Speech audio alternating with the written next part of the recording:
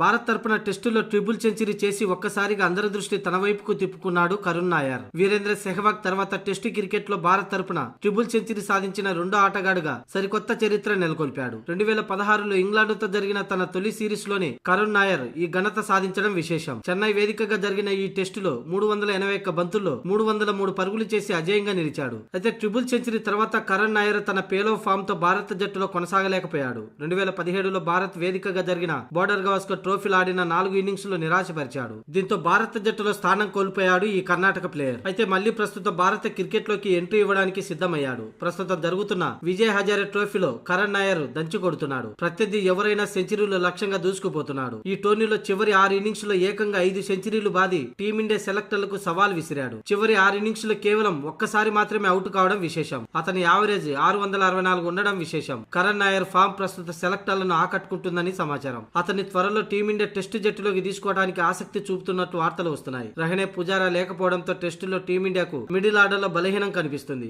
దీంతో కరుణ్ నాయర్ భారత టెస్టు జట్టులోకి వచ్చే అవకాశాలు కనిపిస్తున్నాయి. గత ఏడాది మహారాజా T20 ట్రోఫీలో భాగంగా కరుణ్ నాయర్ 43 బంతుల్లోనే సెంచరీ చేసి ఆశ్చర్యపరిచాడు. ఇక ఇప్పుడు ప్రస్తుత విజయ్ హజారే ట్రోఫీలో చివరి 6 ఇన్నింగ్స్ లో ఏకంగా 5 సెంచరీలు బాది సూపర్ ఫామ్ లో దూసుకుపోతున్నాడు. ప్రస్తుతం అతని వయసు 33 ఏళ్లు. మరి సెలెక్టర్లు అతనిపై దృష్టి పెడతారా లేదా చూడాలి.